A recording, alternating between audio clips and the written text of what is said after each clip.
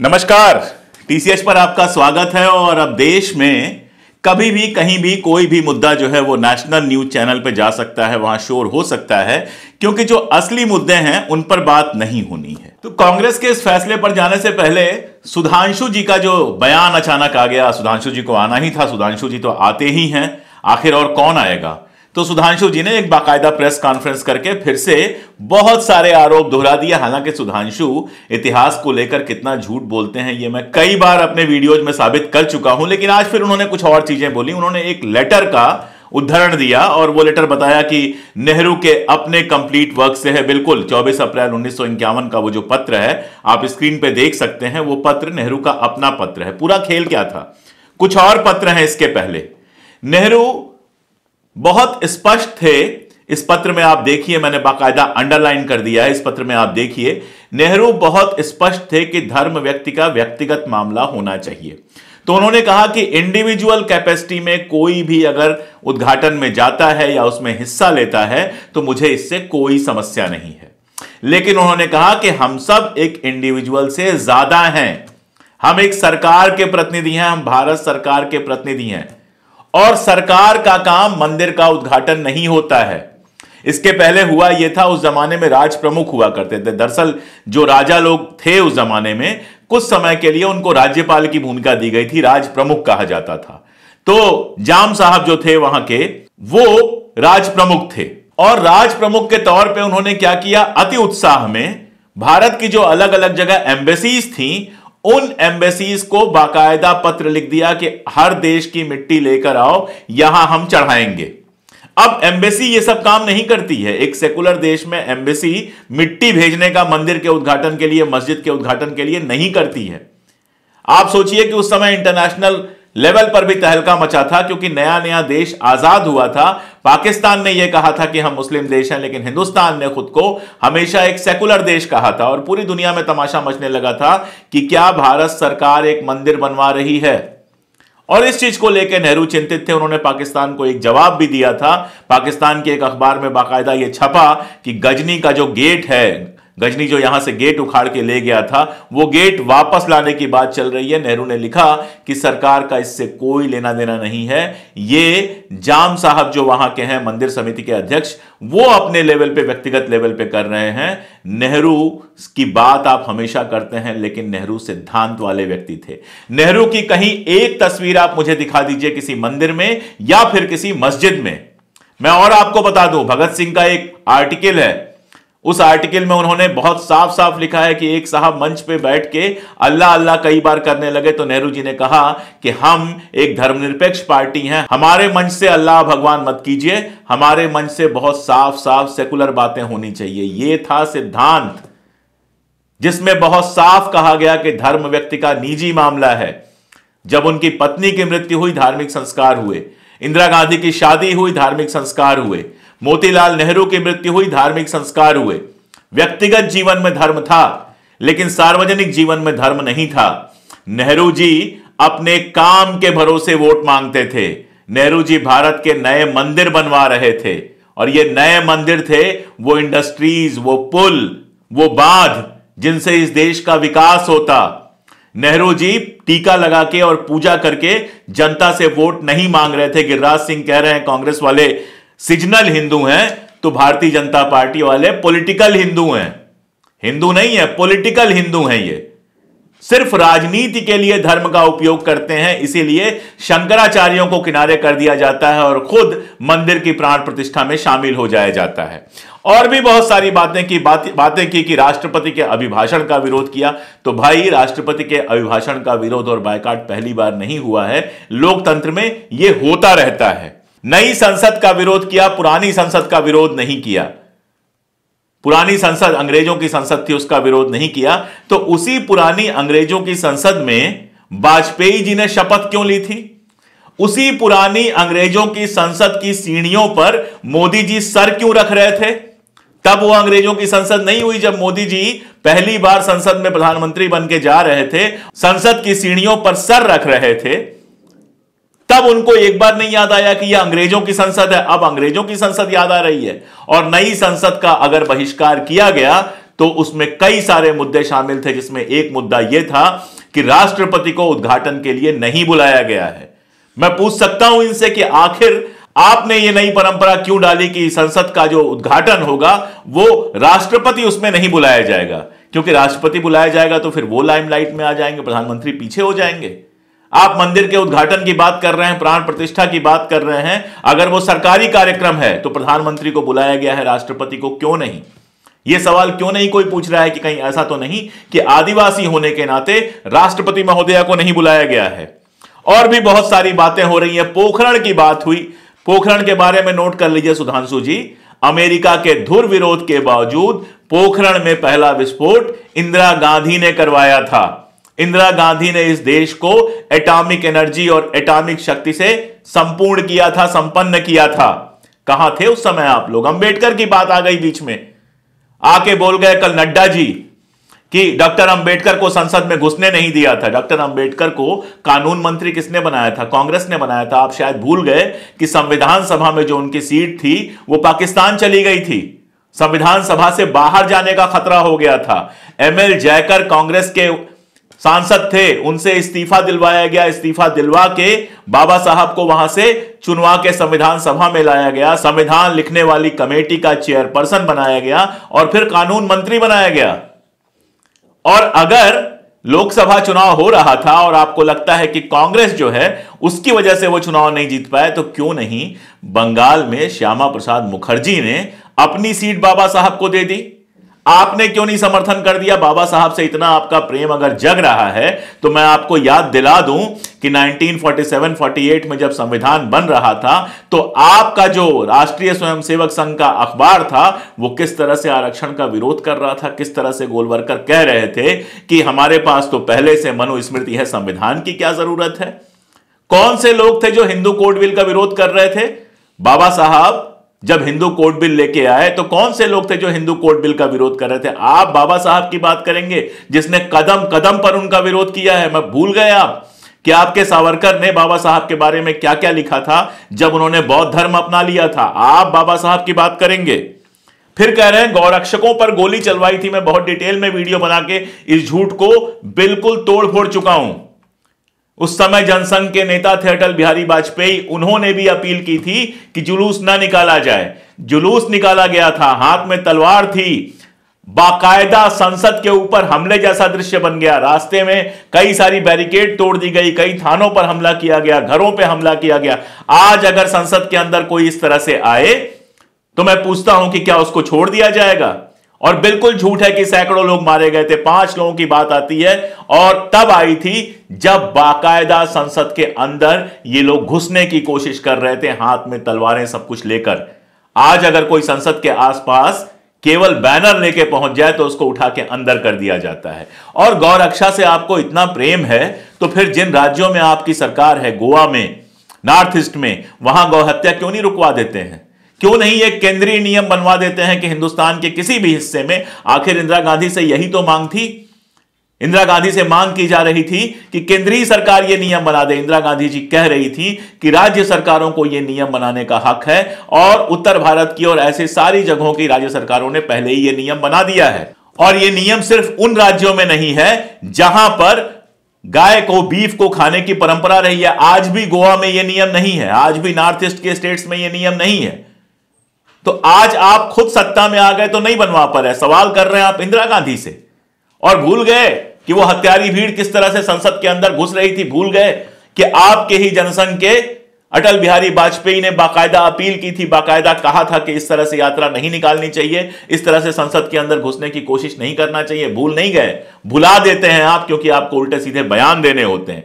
आप कह रहे हैं ये गांधी की नहीं नेहरू की कांग्रेस है। कल तक गांधी की रोज आलोचना करने वाले आज गांधी और नेहरू की कांग्रेस में फर्क बता रहे हैं।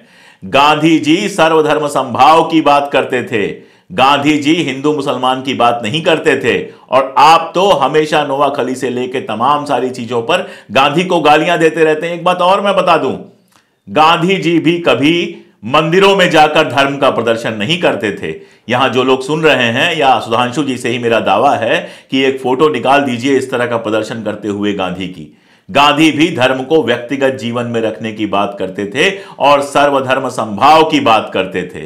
तो सुधांशु जी, ये जो आप हमले कर रहे हैं और आपकी पार्टी कह रही है 4 करोड़ लोगों को रामलला का दर्शन कराया जाएगा, 4 करोड़ लोगों को रोजगार नहीं दिया जाएगा, लेकिन 4 करोड़ लोगों को रामलला का दर्शन कराया जाएगा, यह धर्म नहीं है, यह हिंदू होना नहीं है, यह पॉलिटिकल हिंदू होना है, जिसमें आप सिर्फ राम जन्मभूमि और इस पूरी चीज का फायदा वोट के लिए हासिल करना चाहते हैं और कुछ नहीं। तो कल कांग्रेस पार्टी ने बाकायदा एक बयान जारी किया और उस बयान में जयराम रमेश जी ने एक बयान जारी किया और उस बयान में यह कहा गया कि वो लोग राम मंदिर की जो प्राण प्रतिष्ठा होनी है उस कार्यक्रम में शामिल नहीं हो रहे हैं। जाना था अध्यक्ष महोदय मल्लिकार्जुन खड़गे जी को मिला था आमंत्रण और सोनिया गांधी जी को आमंत्रण मिला था, तो मना कर दिया गया।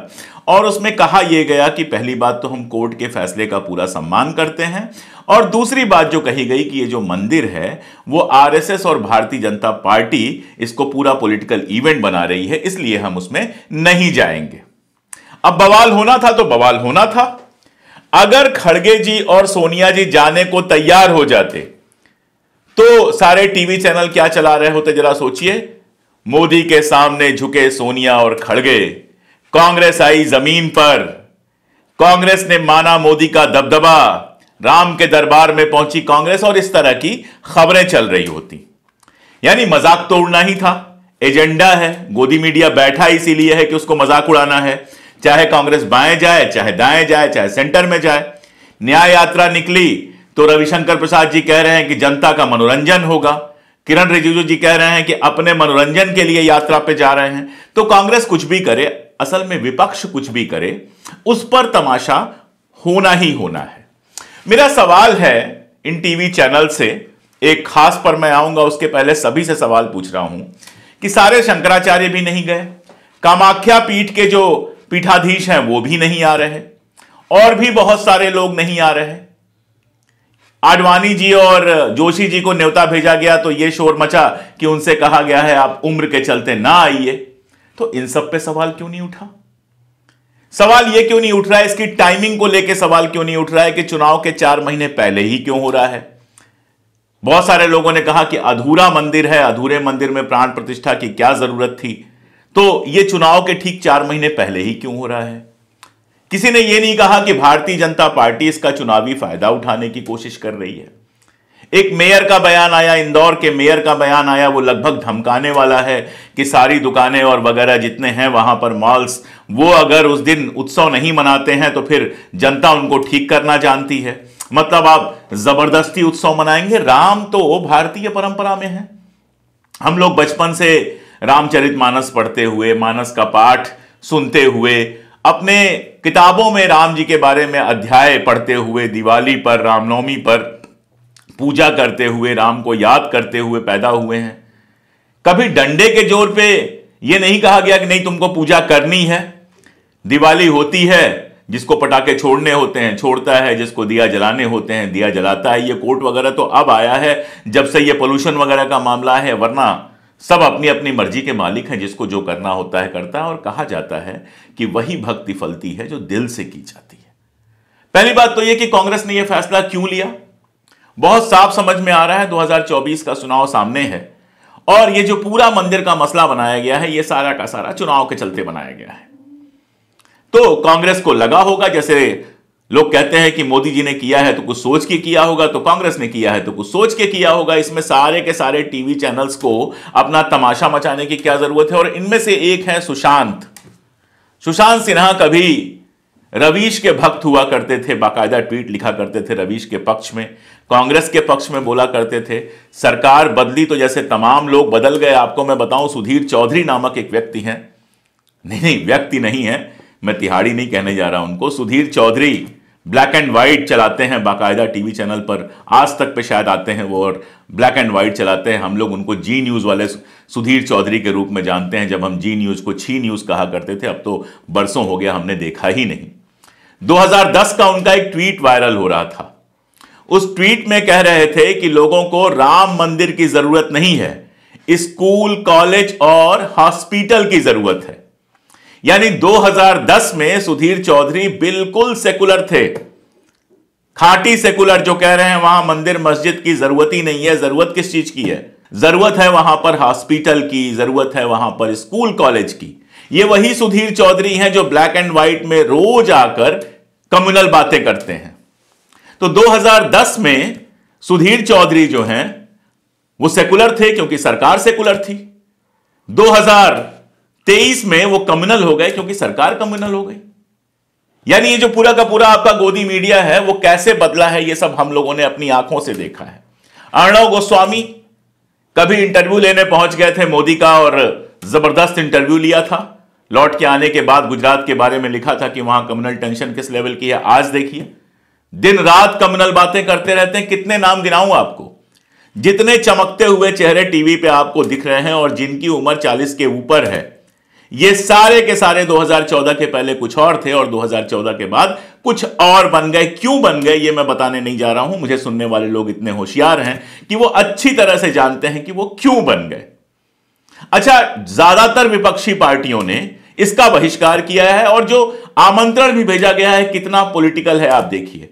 उद्धव ठाकरे शिवसेना के जो नेता हैं उनको आमंत्रण नहीं भेजा गया क्योंकि उद्धव भारतीय जनता पार्टी के पार्टनर नहीं है। राज ठाकरे को भेजा गया। यानी अगर शिवसेना परिवार से भी आप देख लें तो बाल ठाकरे के पुत्र है उद्धव ठाकरे और भतीजे हैं राज ठाकरे, तो भतीजे को भेजा गया लेकिन पुत्र को नहीं भेजा गया।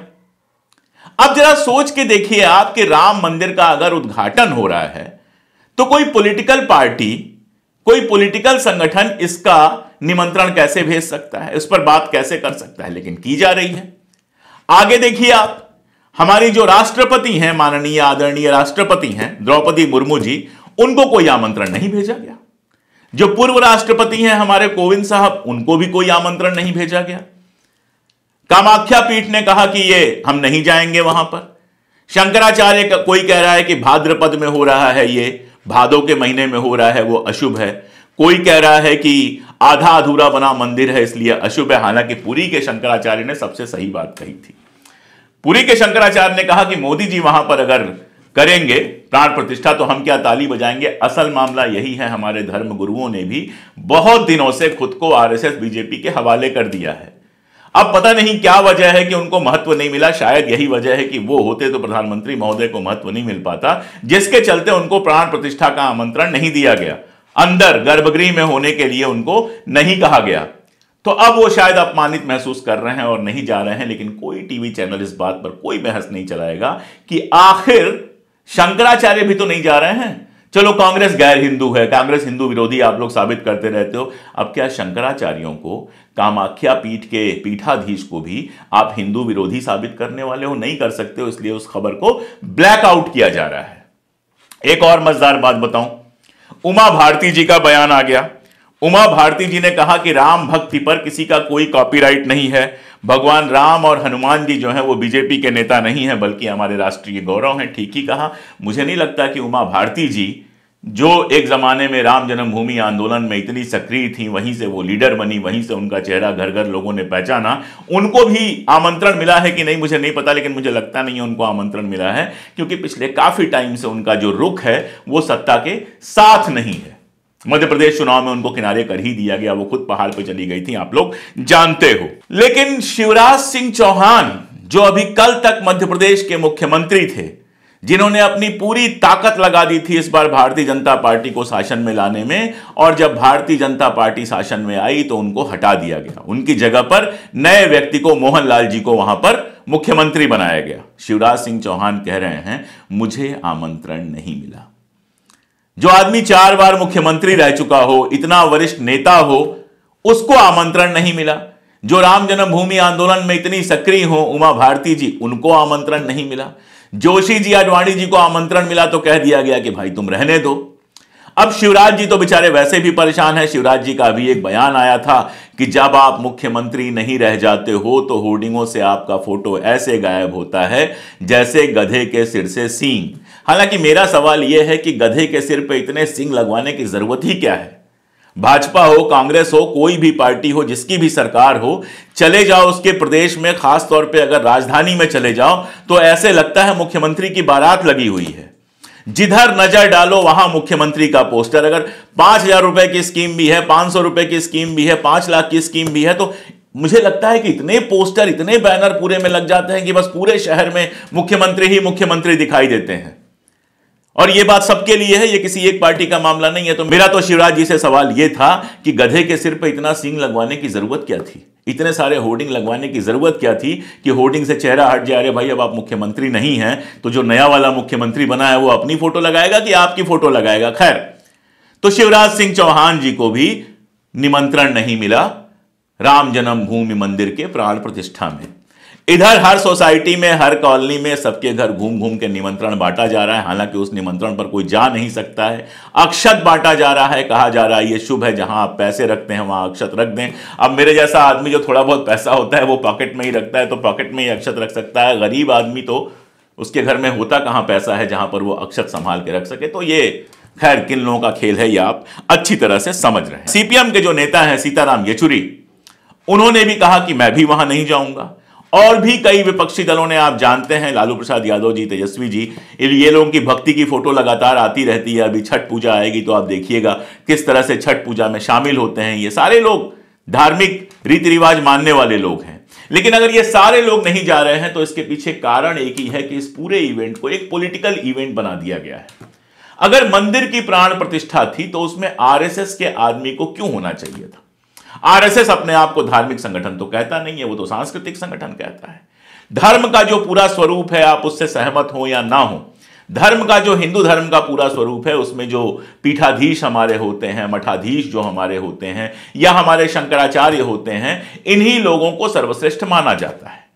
तो होना तो यही चाहिए था कि अगर मंदिर बना है उसकी प्राण प्रतिष्ठा हो ही रही है, अब अधूरे मंदिर की प्राण प्रतिष्ठा होनी चाहिए नहीं होनी चाहिए, ये सब के बहस में मैं नहीं पड़ता, मैं कोई धर्म का विशेषज्ञ नहीं हूं।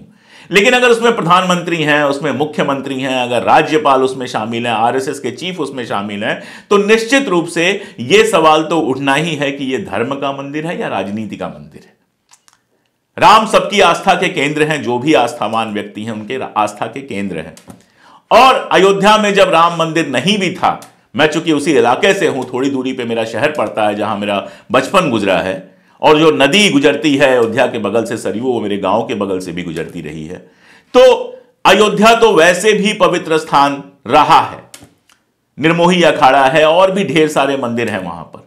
तो वहां तो लोग जाते ही रहे हैं, नदी में डुबकी लगाते ही रहे हैं, वो आस्था का केंद्र रहा ही है, चाहे मंदिर था या नहीं था। मंदिरों की कोई कमी वहां पर नहीं थी, लोग तो वहां जा ही रहे थे और वो धार्मिक स्थान तो था ही। लेकिन जिस तरह से उसको पॉलिटिसाइज किया गया है, जिस तरह से उसका राजनीतिकरण किया गया है, यह बड़ा मजेदार है। और इसके चलते आप यह कैसे मान सकते हैं कि एक पार्टी उसका राजनीतिकरण करेगी, उसका फायदा उठाने की कोशिश करेगी, और विपक्ष जो है इसमें उसका सहयोग करेगा।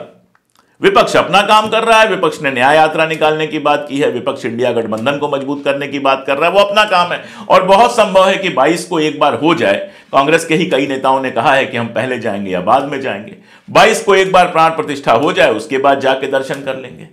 दर्शन करने के लिए, किसी मंदिर का दर्शन करने के लिए, एक तो 12 जनवरी कोई शुभ दिन नहीं है, अगर आप हिंदू पंचांग के हिसाब से देखें तो कोई शुभ दिन नहीं है। रामनवमी आने वाली है, रामनवमी पे ये चीज हो सकती थी, दशहरा पे ये चीज हो सकती थी, किसी भी ऐसे दिन से हो सकती थी जिसको धार्मिक रूप से शुभ माना जाता है। लेकिन दिन का चयन भी धार्मिक तरीके से नहीं हुआ, अंदर जो प्राण प्रतिष्ठा करेंगे उनका चयन भी धार्मिक दृष्टि से नहीं हुआ।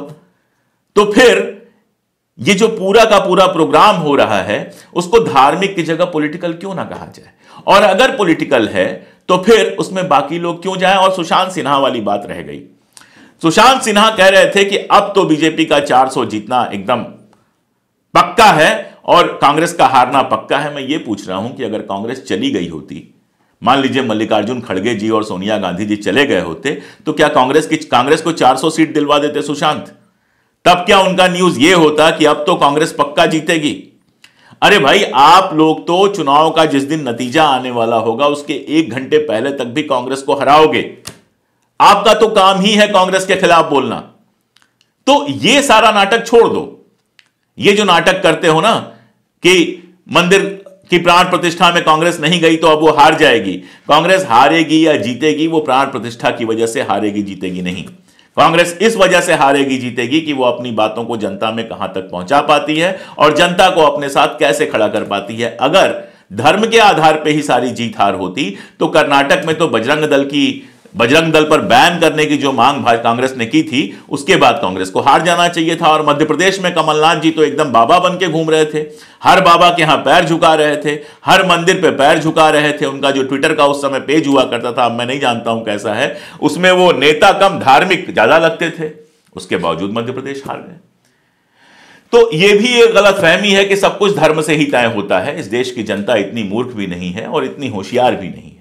2024 में चुनाव होगा, क्या मुद्दे होंगे क्या नहीं होंगे उस समय देखा जाएगा। चुनाव पर बोलने से मैं बचता हूं क्योंकि मैं सेफोलॉजिस्ट भी नहीं हूं, मैं क्षेत्र में जाके जनता से बात भी बहुत नहीं कर पाता हूं, तो चुनाव के बारे में बोलने से बचता हूं। लेकिन यह तो पक्की बात है और कहा जा सकता है कि इस पूरे के पूरे आयोजन को एक पॉलिटिकल आयोजन में बदल दिया गया है। और जब यह पॉलिटिकल आयोजन है, एक खास पार्टी का आयोजन है, तो बाकी पार्टियां अगर यह निर्णय ले रही हैं कि वहां नहीं जाएंगी तो इसमें गलत क्या है। और रहा सवाल गोदी मीडिया का, तो गोदी मीडिया के बारे में मैंने आपको बताया कि कांग्रेस, आरजेडी और बाकी सारा विपक्ष बाएं चले तो भी गलत, दाएं चले तो भी गलत, बीच में चले तो भी गलत। उसका तो काम ही है कि किसी ऑफिस से आता है रोज उनके पास सुबह सुबह एक न्यूज, और वही न्यूज चलाना होता है जिसमें वो एक तरफ कम्युनलाइजेशन कर सकें और दूसरी तरफ विपक्ष को लगातार बदनाम कर सकें।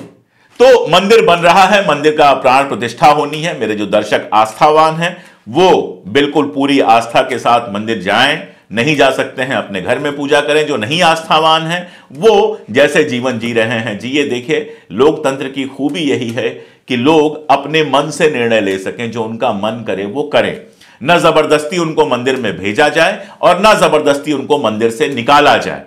देश है, बड़ा देश है, अलग अलग संस्कृतियां हैं, अलग अलग धर्म हैं, अलग अलग जातियां हैं। बेहतर तो यही होता कि कार्यक्रम जो हो रहा है उसको पॉलिटिकल ना बनाया जाता, उस पर इतनी चर्चा ना होती। जिसको जाना होगा वो जाएगा और जिसको नहीं जाना होगा वो नहीं जाएगा। जाने से कोई देशभक्त साबित नहीं हो जाएगा और ना जाने से कोई राम विरोधी साबित नहीं हो जाएगा। तो आज के लिए इतना ही। विषय ऐसा मुझे लगा था कि इस पर अपनी बात रखना जरूरी है। जितनी जरूरी बातें होती हैं मैं कोशिश करता हूं अपने चैनल पर किसी न किसी तरह से उनको ले आऊं। आप सुनते रहते हैं, आप देखते रहते हैं, देखते रहिए, सुनते रहिए। हमारे वीडियोस को दूर तक पहुंचाने में हमारी मदद कीजिए। और अगर हमारे चैनल से जुड़ना चाहते हैं, मेंबर बनना चाहते हैं, जो पिन कमेंट है उसको एक बार खोल के देखिए। आप अगर हमें ताकत देंगे तो जैसा मैं कहता हूं कि कैमरा और सत्ता दोनों की आंखों में आंख डालकर मैं लगातार सच बोल पाऊंगा। बहुत शुक्रिया।